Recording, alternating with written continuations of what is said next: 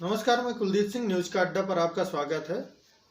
देश भर में किसानों का प्रदर्शन तीन कृषि कानूनों को लेकर लगातार जारी है। किसान संगठन करीब 41 किसान संगठन और उनके बैनर तले हजारों किसान लगातार कृषि कानून की वापसी की मांग कर रहे हैं। इसी मुद्दे पर सर्वोच्च न्यायालय में आज सुनवाई हुई। कुछ किसान संगठनों ने याचिका दायर की थी, जिस पर सुनवाई हुई। मुख्य न्यायाधीश जस्टिस एस ए बोबड़े ने काफ़ी तल्ख टिप्पणी केंद्र सरकार पर की और उन्होंने कहा कि केंद्र सरकार आखिर बताए कि आखिर वो इस मामले में के समाधान के लिए कर क्या रही है, और अगर कुछ कर रही है तो अब तक इस मामले का समाधान क्यों नहीं निकला।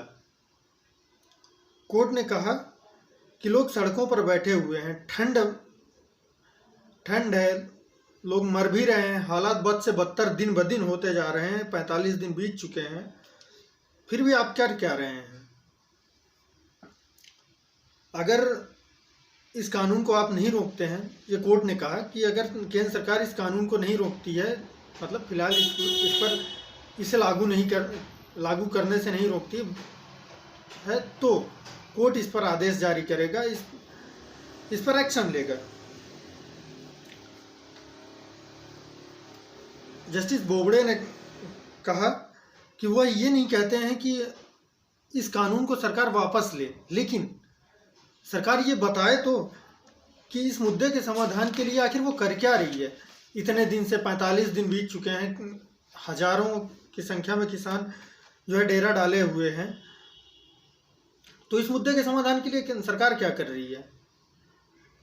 उन्होंने ये भी कहा कि 41 किसान संगठन जो है इस कृषि कानून के खिलाफ सड़कों पर उतरे हुए हैं, लेकिन अब तक किसी एक ने भी कोर्ट में ये नहीं कहा है कि वो इस कानून के समर्थन में है या वो इस फैसले से खुश हैं। एक तरीके से कहा जाए तो कोर्ट का ये कहना है कि कोई भी इस कानून से खुश नहीं है, और इसलिए आप या तो इस कानून को वापस ले लीजिए या तो इस पर रोक लगा दीजिए। साथ ही जस्टिस बोबड़े ने यह भी कहा कि चूँकि उन्होंने कहा कि हम किसानी नहीं समझते हैं, क्योंकि हम किसानी के एक्सपर्ट नहीं हैं, कृषि के बारे में नहीं जानते हैं, इसलिए हम अब इस पर एक एक्सपर्ट पैनल गठित करना चाहते हैं जो कि ये बताएगा कि कृषि कानून में कहाँ गड़बड़ियाँ हैं और किस तरीके से नागरिकों के अधिकारों का हनन हो रहा है।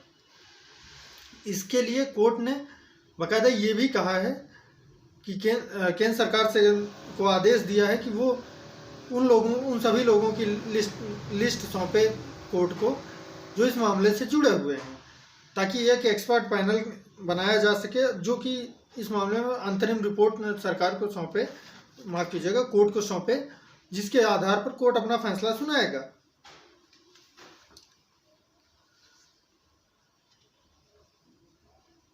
जस्टिस बोबड़े कहते हैं कि जिस तरीके से बीते 45 दिनों से ये आंदोलन चल रहा है कंटिन्यूअसली, तो वो सरकार और जिस तरीके से सरकार इस कानून को हैंडल कर रही है, इससे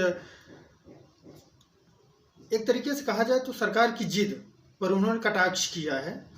उनका कहना है कि जिस तरीके से आप इस मामले को हैंडल कर रहे हैं ना, उससे वो खुश नहीं है, बल्कि इस बात से उन्हें दुख है कि बीते 45 दिनों से देश का अन्नदाता सड़कों पर भूखों मर रहा है।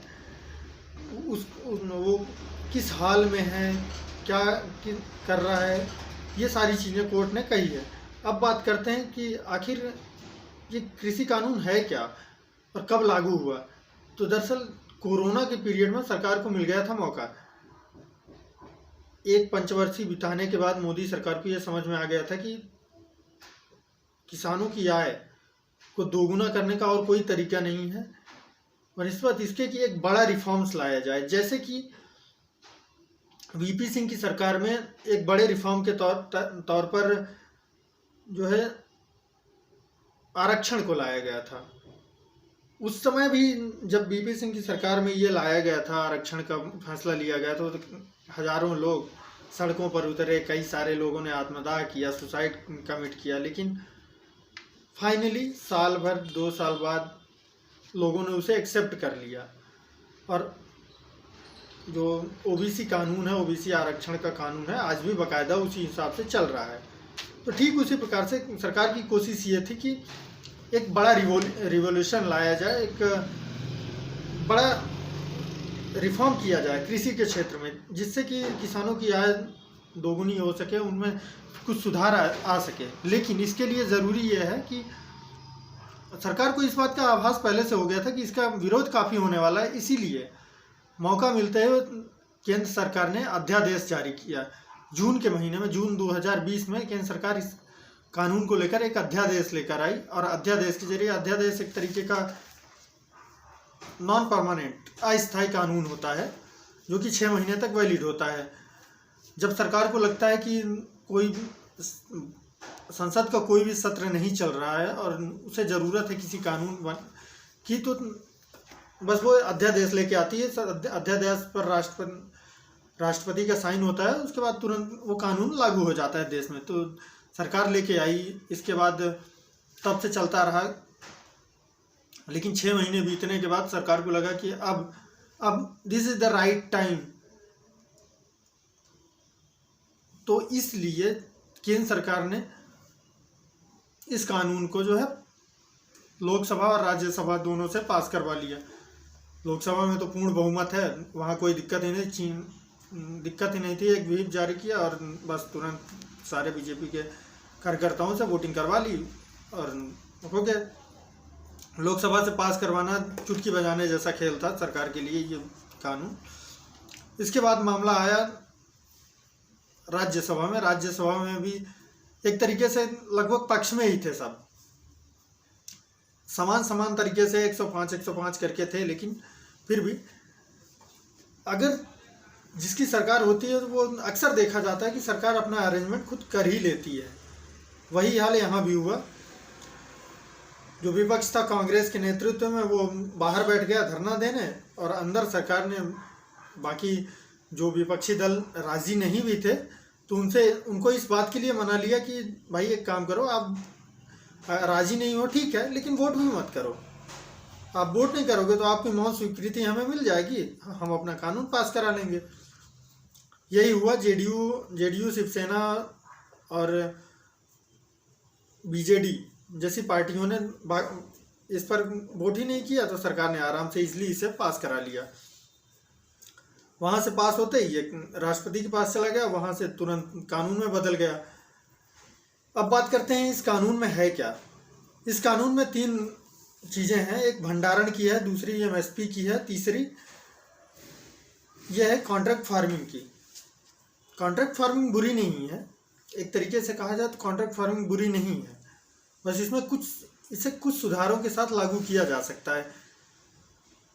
एमएसपी का मामला है, तो एमएसपी के मामले पर जो चल रहा है, तो किसानों को ये दिक्कत है कि किसानों को लग रहा है कि एमएसपी उनकी ख़त्म हो जाएगी, जबकि प्रधानमंत्री जी नरेंद्र मोदी जो हैं, उन्होंने पहले ही ये स्पष्ट कर दिया था कि किसानों की जो एमएसपी है वो जस की तस रहेगी। अगर कॉन्ट्रैक्ट फार्मिंग साथ में चलती भी है तो भी किसानों की फार्मिंग, मतलब किसान अगर चाहे तो वो अपनी उपज चाहे तो मंडी में बेचे, चाहे तो बाहर बेचे। अगर मंडी में बेचेगा तो एमएसपी की दरों पर बेचेगा, बाहर बेचेगा तो अपने हिसाब से वो बाहर के व्यापारियों को बेच सकता है।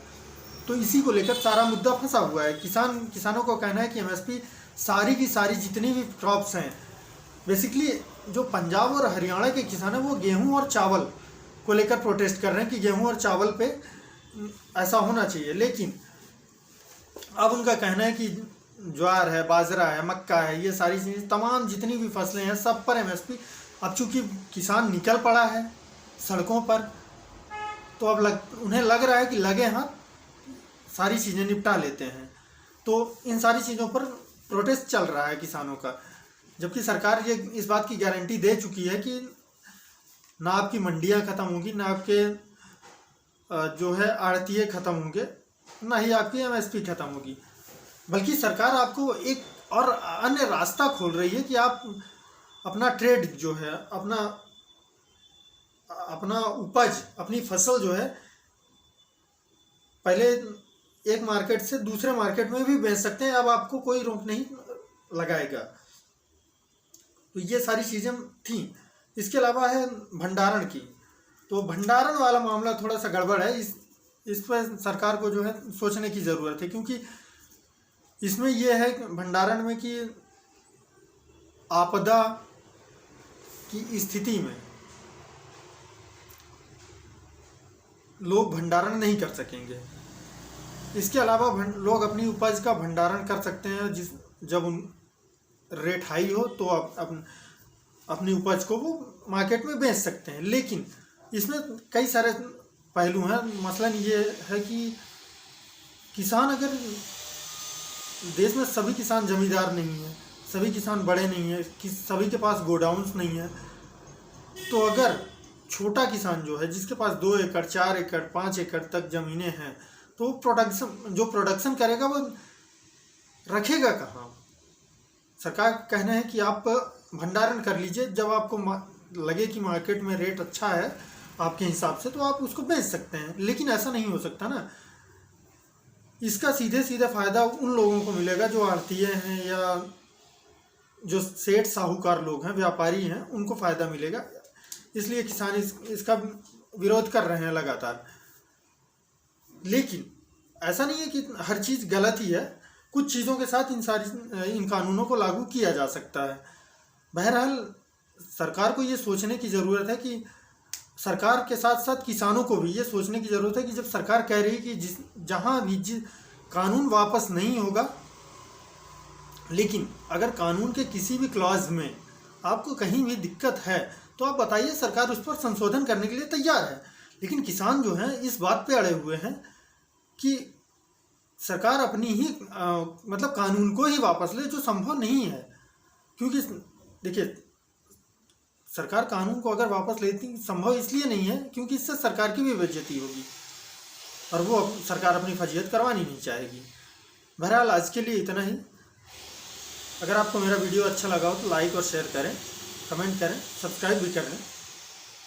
नमस्कार, धन्यवाद।